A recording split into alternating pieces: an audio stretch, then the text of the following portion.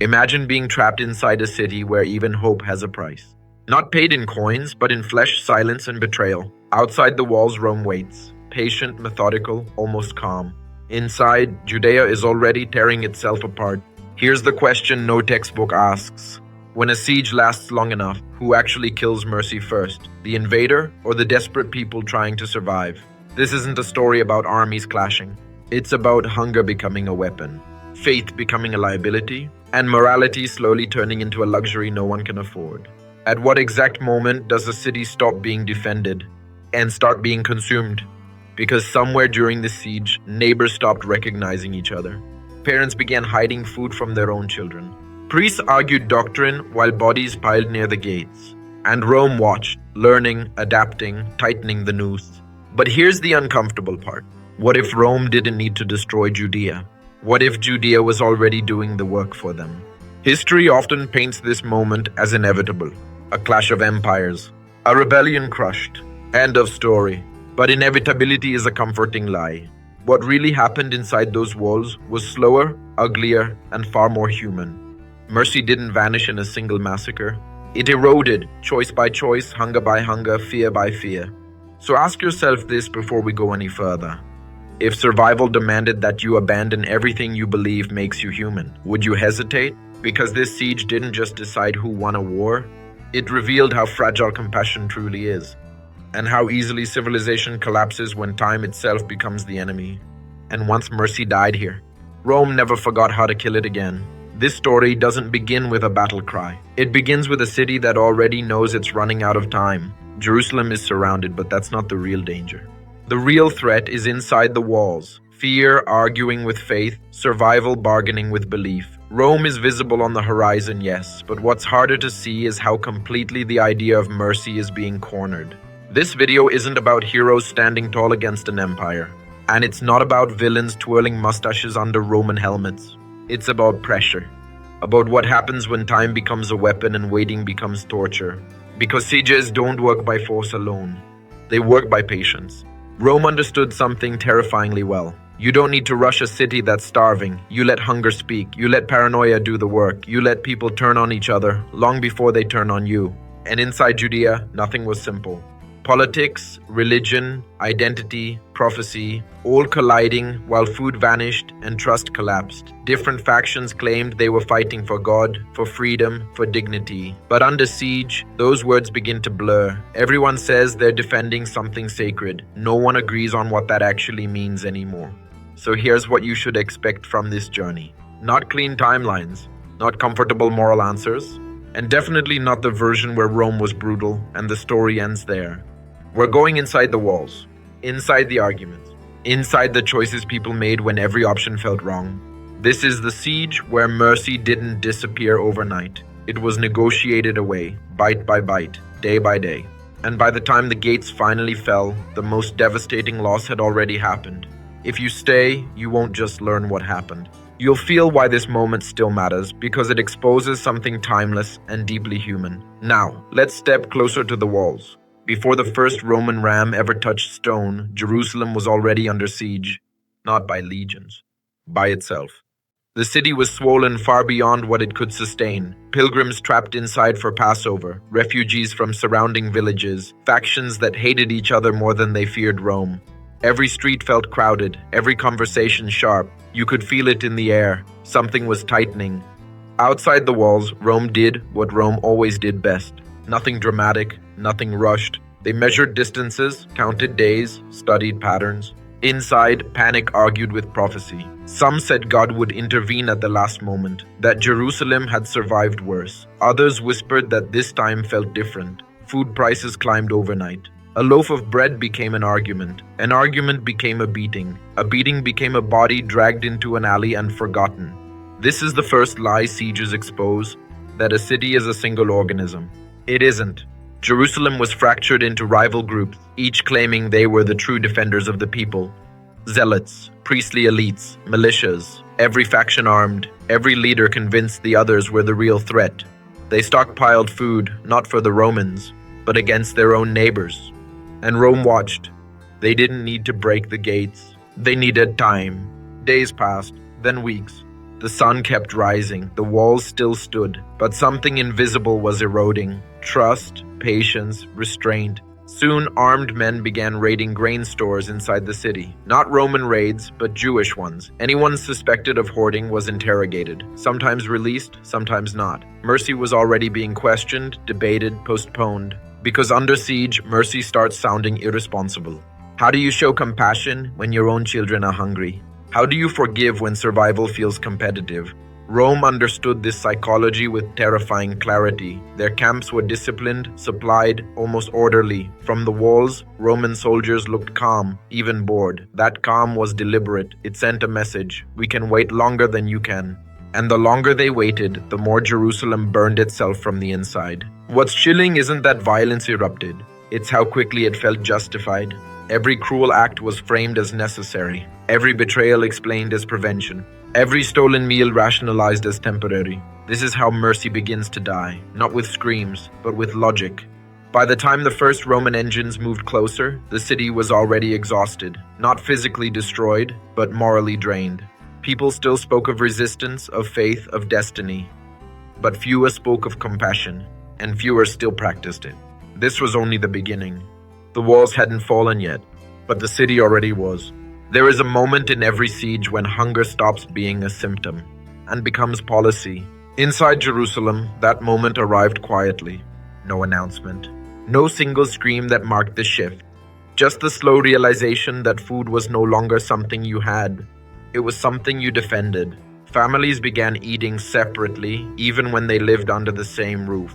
Not out of hatred, but fear. If your neighbor knew you still had bread, you were a target. If your cousin suspected you had grain, loyalty thinned. Hunger doesn't erase love, it recalculates it.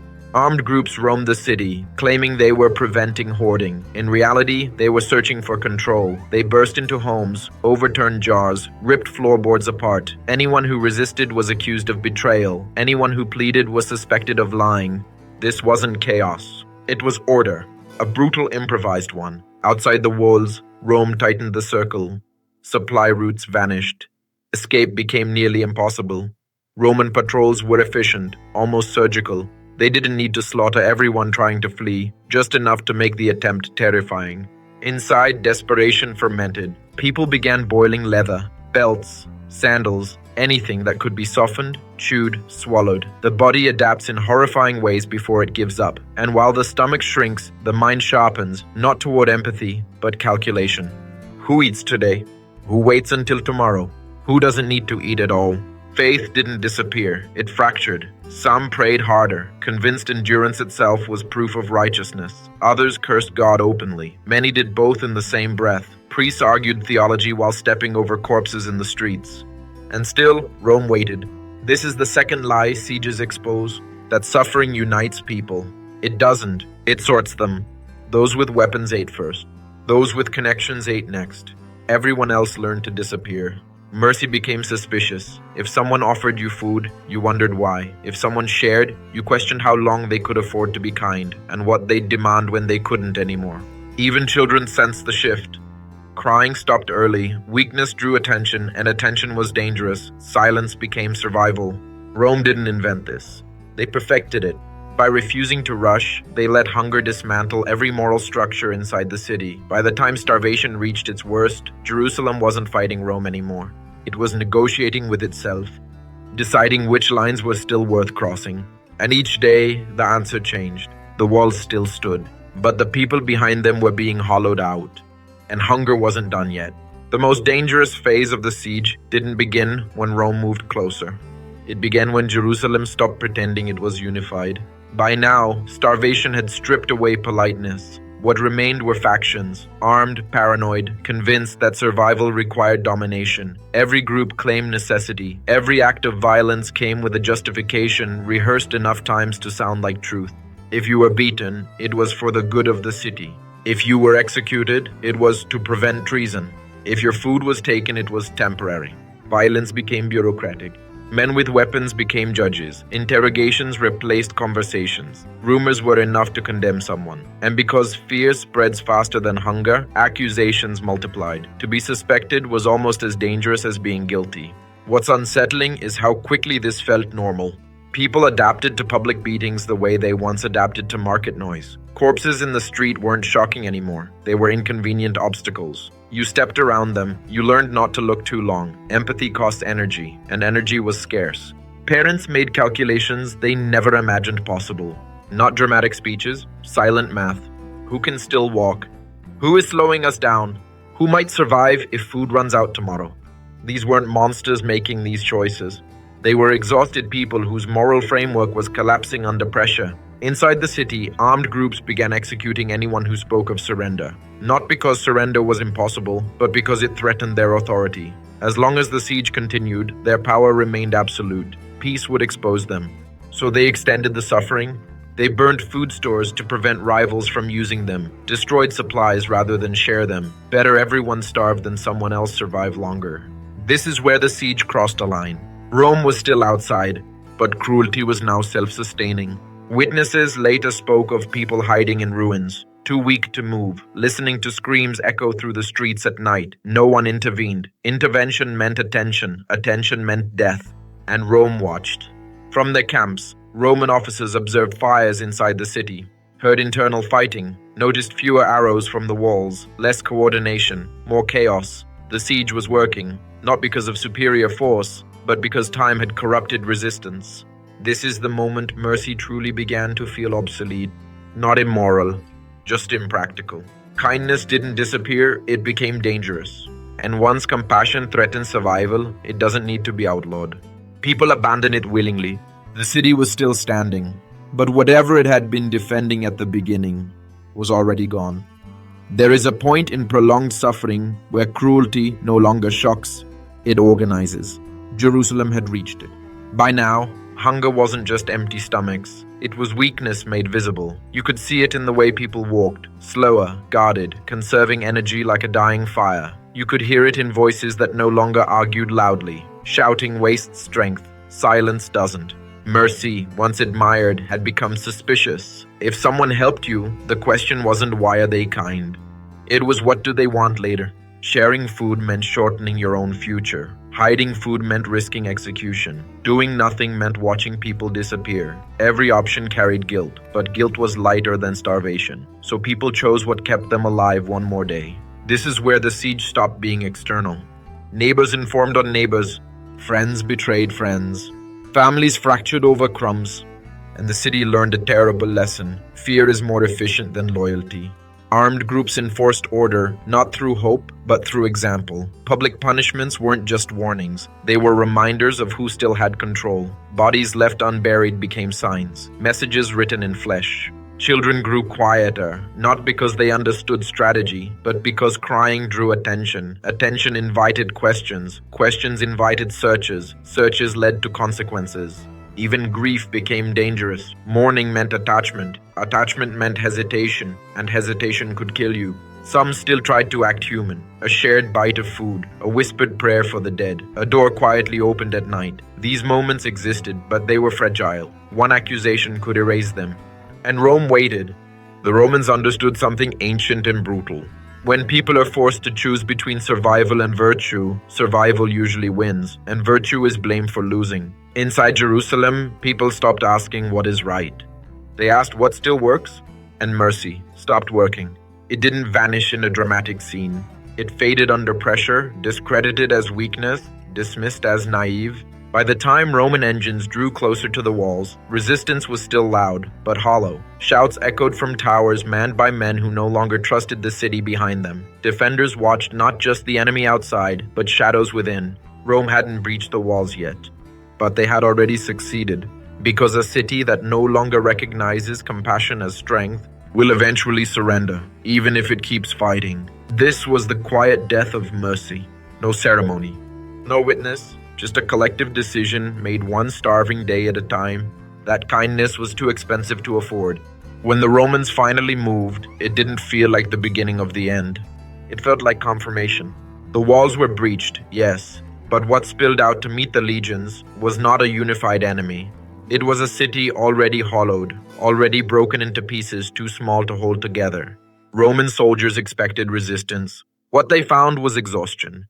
Bodies were thinner than armor straps, eyes were sunken, unfocused. Some defenders fought with a kind of fury that comes from having nothing left to lose. Others barely lifted their weapons at all. Rome had prepared for battle, but what unfolded looked closer to a collapse. And still, the killing was systematic. This is where history often simplifies things. Rome was brutal. That's true, but incomplete. Roman discipline demanded order. No chaos, no mercy driven by emotion. Streets were cleared methodically. Fires were set with purpose. Anyone resisting was eliminated quickly. Anyone hiding was flushed out, not out of rage, out of procedure. And yet, even the Romans seemed unsettled by what they encountered. Homes stripped bare, food caches reduced to dust. Corpses unburied not as warnings, but because no one had the strength left to mourn them.